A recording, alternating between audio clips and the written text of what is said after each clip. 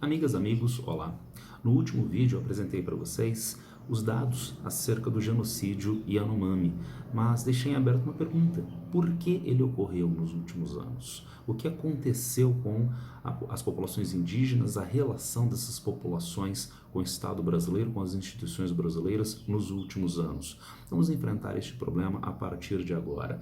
Já há um vídeo aqui nesse GeoVest sobre a questão indígena que eu produzi no ano passado, então tem uma longa análise acerca da política indigenista, como ela se formou e as contradições dessa política indigenista aqui no Brasil. No vídeo de hoje, vamos trabalhar mais brevemente esses aspectos e aprofundar na questão Yanomami propriamente. A gente poderia averiguar, a partir do início do século XX, o avanço não apenas da política indigenista brasileira, mas também o avanço da sociedade brasileira a partir das suas instituições políticas, econômicas, em direção ao interior e às áreas remanescentes de populações indígenas no país. Trata-se da instalação de redes de telégrafo que foram implementadas pelo Marechal Rondon a partir dentro do Serviço de Proteção ao Índio, criado na década de 1910. Serviço de Proteção ao Índio que tem um histórico de contradições e inconsistências na relação com a população indígena brasileira e que contribuiu ao longo de décadas para o extermínio desta população. Não apenas a instalação de redes telegráficas, ainda sobre a vigência do Serviço de Proteção ao Índio, nós temos na era Vargas a chamada Marcha para o Oeste. As iniciativas como a criação do Departamento Nacional de Estradas e Rodagem, para viabilizar as infraestruturas de transporte e de comunicação de avanço para o interior do Brasil, que também terá continuidade em governo Kubitschek, com a construção de Brasília e a ampliação dessa malha rodoviária. E finalmente chegamos à ditadura militar, com seus projetos de colonização da região amazônica, a sanha militar de ocupação da região amazônica, que é bem-vinda do ponto de vista da ocupação e uso econômico do território, mas só a partir de um viés democrático e a partir da autonomia das próprias populações da região, o que obviamente não aconteceu. E é dentro da ditadura militar que nós temos a aprovação do chamado Estatuto do Índio, que mostra no seu primeiro artigo estas contradições e inconsistências da política indigenista brasileira. Olha o que diz o artigo 1º deste estatuto. Esta lei regula a situação jurídica dos índios, era essa a denominação que eles davam, índios e não indígenas, dos índios ou silvícolas e das comunidades indígenas com o propósito de preservar a sua cultura e integrá-los progressiva e harmoniosamente à comunhão nacional. Viram a inconsistência? Então vejam, como é possível preservar a cultura indígena e ao mesmo tempo integrar o índio a dita comunhão nacional, né? Então uma coisa exclui a outra. Então, essa inconsistência está no Estatuto e está no desenrolar das políticas indigenistas. Elas melhoraram significativamente a partir dos anos 1990, 2000, início dos anos 2010. Em governo Fernando Henrique Cardoso, em governos Lula, Dilma, foram criadas normas legais e bases institucionais, que melhoraram a relação da sociedade do restante da sociedade brasileira junto a estas populações indígenas. Mas aí chegamos ao governo Bolsonaro, chegamos a partir de 2019, onde a gente tem uma tendência de reversão dessas políticas dos anos 1990, 2000 e início dos anos 2010. Algumas manifestações disso são o fim dos convênios entre a FUNAI e forças de segurança. Isso também vale para o IBAMA e para o ICMBio. Então, o técnico do IBAMA, o fiscal da FUNAI e do ICMBio vão enfrentar criminosos no meio da mata. São desmatadores ilegais, são garimpeiros ilegais. Agora, para eles autuarem essas pessoas, eles precisam ter recursos de segurança, Polícia Militar, Força Nacional de Segurança. Havia esses convênios até 2018. Em governo Jair Bolsonaro, esses convênios deixaram de existir no governo Jair Bolsonaro, que estimulou significativamente o garimpo ilegal. A gente já vai voltar a isso, dentro em breve, além do corte orçamentário da FUNAI, que passou a ter menos recursos para lidar com as populações indígenas do Brasil. Como resultado, invasão das terras indígenas, veiculação de malária junto às populações indígenas, redução da área de roça para os indígenas dado o desmatamento, violência e assassinato dessas populações indígenas, entre outros, na terra indígena Yanomami. Aqui nós temos a área de ocorrência dos Yanomami, que fica no Brasil e na Venezuela, sendo, né, em destaque, em cor mais escura, a terra indígena Yanomami, criada aqui no território brasileiro e objeto de intensa devastação nos últimos anos. Dá uma olhadinha no nosso gráfico que mostra desde outubro de 2018 até outubro de 2021 o avanço da área destruída pelo garimpo na terra indígena Yanomami especificamente. Isso é muito importante, porque o meio à volta do Yanomami é fundamental para a sua existência. Nas palavras de Jamil Chad, vejam vocês, um rio chora, uma árvore sente dor e uma lua sorri. Na cosmologia de muitos povos tradicionais, a existência de um ser humano depende do seu meio, tanto quanto da capacidade de seus pulmões de respirar. Então, sem a terra, o Yanomami não existe, cultural simbolicamente. Mas sem a terra, o Yanomami não vive fisicamente. Porque, como eu já coloquei no vídeo anterior, ele precisa da pesca como recurso alimentar. Só que os peixes estão contaminados com mercúrio.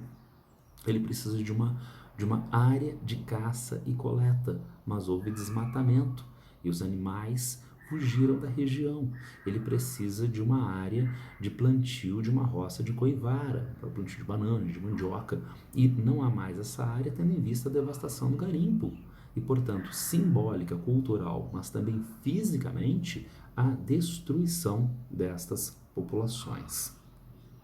E o que então aconteceu especificamente para haver esse genocídio Yanomami? Destaquei aqui para vocês 6 pontos. O primeiro deles, o aumento do preço do ouro no mercado internacional. Então, por que tanto garimpo na região da terra indígena Yanomami?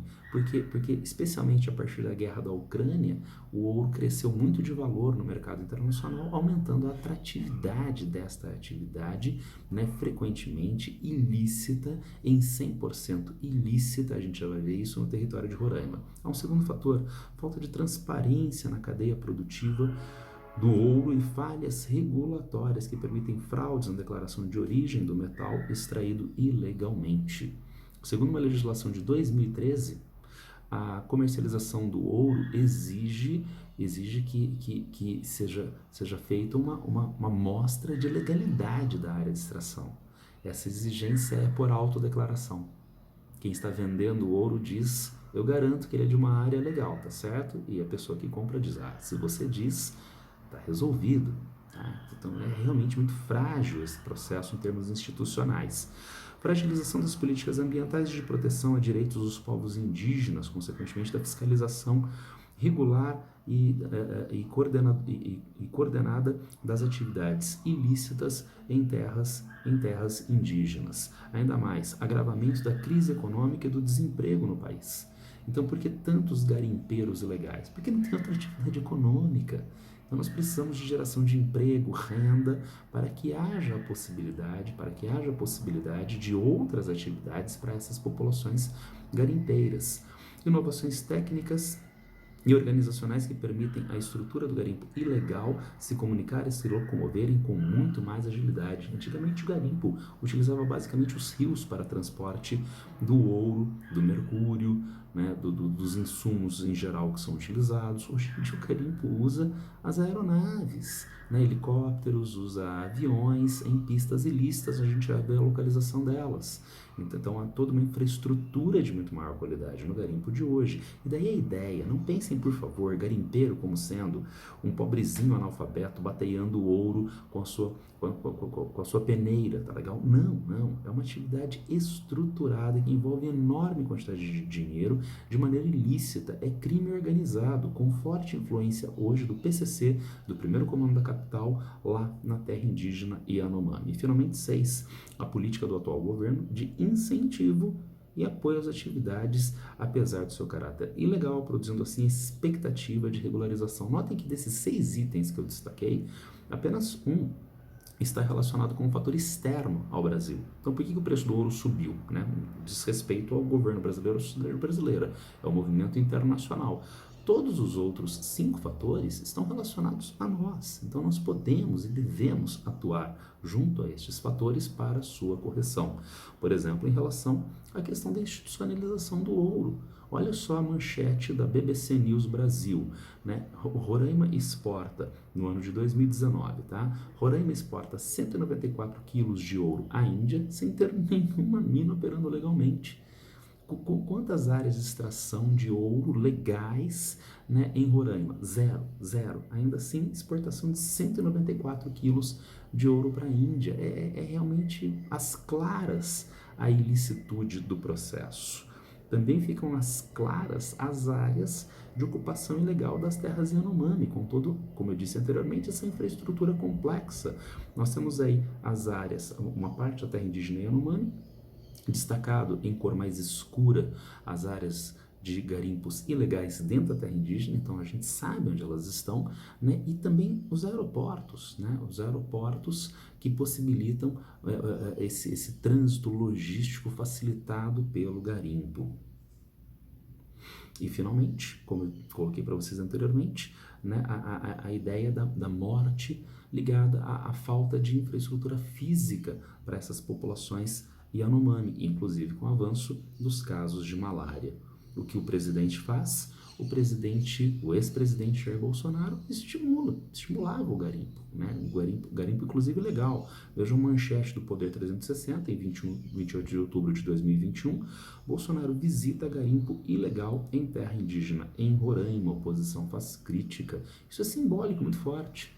Se a maior autoridade do Poder Executivo a nível federal, né, faz uma visita, né, tece elogios, faz apologia ao garimpo ilegal, dentro de um garimpo ilegal, né, em Roraima, então qual é a sinalização que está sendo dada para essa atividade ilícita? Portas abertas, né, o caminho está aberto. E vejam vocês, nós estamos falando muito da terra indígena Yanomami, não sem razão, há um genocídio em marcha junto a essas populações Yanomami, mas não apenas lá. Nós temos aqui a reportagem que diz: em 3 aldeias do Pará, 60% dos indígenas estão contaminados por mercúrio. Aqui está o mapa e em vermelho esta área, né, dessas 3 aldeias, desses 3 aldeamentos indígenas, tá certo?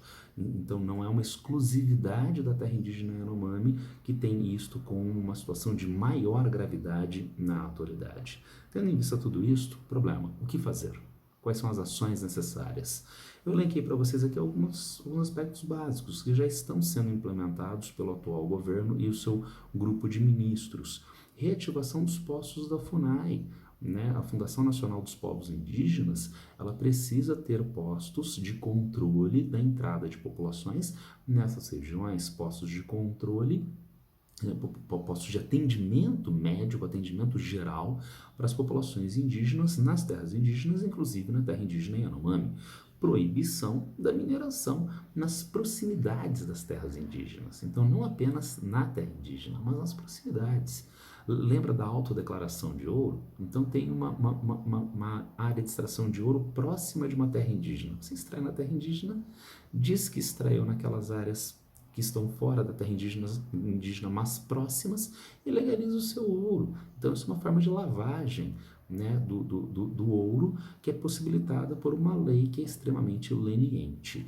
Reativação das bases da FUNAI com proteção. Então, como eu disse anteriormente, então, o técnico da FUNAI vai estar exposto a criminosos, ao crime organizado. Precisa ter proteção das Forças Armadas, precisa ter proteção da Polícia Militar, precisa ter proteção da Força Nacional de Segurança. Destruição das pistas clandestinas e do maquinário apreendido. O ex-ministro do Meio Ambiente, né, o Ricardo Salles, tinha baixado uma portaria de proibição da destruição desses equipamentos apreendidos pelo IBAMA, pelo ICMBio. Agora vejam, tem equipamento de desmatamento ilegal, tem equipamento de mineração ilegal. O que fazer com isto? Retirar e deixar apreendido na Polícia Federal. Qual é a logística para se fazer isto? E mais, enquanto não se executa essa condição, esse equipamento pode voltar a ser utilizado para atividade criminosa. Então ele precisa ser destruído imediatamente, tá certo? Controle do tráfego aéreo e das embarcações. Então, tradicionalmente, os cursos d'água é que viabilizam a logística do garimpo ilegal. Precisa haver controle por parte da Marinha Brasileira. Mas, hoje em dia, nós temos o uso de helicópteros, de aeronaves e, portanto, controle por radar, controle por segurança aérea pela Força Aérea Brasileira. E um último aspecto, uma nova legislação de comercialização do ouro e do mercúrio. Como eu disse então algumas vezes, né, a ideia de autodeclaração da área de extração de ouro que torna a compra-venda lícita. Isso precisa ser mudado. Existem projetos de lei em tramitação no Congresso que dão maior rigor para este processo de compra e venda do ouro. Não apenas do ouro, é utilizado o mercúrio para separação do ouro das demais impurezas. O mercúrio é extremamente tóxico, causa problemas para o sistema neurológico, né? Só que o Brasil não produz mercúrio líquido. Todo esse mercúrio é importado, nós importamos, então passa por órgãos importadores institucionalizados e vão para a atividade criminosa. Então precisa controlar a venda do ouro e a comercialização de mercúrio aqui no Brasil. E, finalmente, cadastramento e inclusão social dos garimpeiros ilegais. Eu já falei numa postagem recentemente a inspiração da Colômbia de Juan Manuel Santos no seu acordo com as Forças Armadas Revolucionárias da Colômbia. A pessoa era guerrilheira e há 20, 30 anos a pessoa atua na guerrilha das Farc. As Farc vão acabar como guerrilha. Ótimo. O que essa pessoa vai fazer da vida? Vai ser inclusa em mais um grupo em algum grupo paramilitar colombiano? Então o problema vai se manter. Então Juan Manuel Santos pensou no processo de inclusão, com o pagamento de uma bolsa para essas pessoas e cursos de profissionalização, de inserção social. É preciso pensar na mesma coisa para esses garimpeiros. O garimpeiro que estuprou, o garimpeiro que assassinou, né, o chefe do garimpo, né, o empresário chefe do garimpo, esse não, esse é criminoso, esse é para cadeia, né, esse é justiça e cadeia. Mas o garimpeiro pobre, analfabeto, que está lá porque não tem outra atividade, precisa ser pensado. Então, um processo de inclusão junto a essas pessoas para que elas não continuem em atividades ilícitas do garimpo ou outras atividades criminosas. É isso que eu tinha para passar para vocês hoje, né? Um breve histórico do avanço dessas atividades mineradoras ilícitas e da relação precária da sociedade brasileira com as populações indígenas, especialmente as populações indígenas Yanomami. Abraço para todos e boa sorte.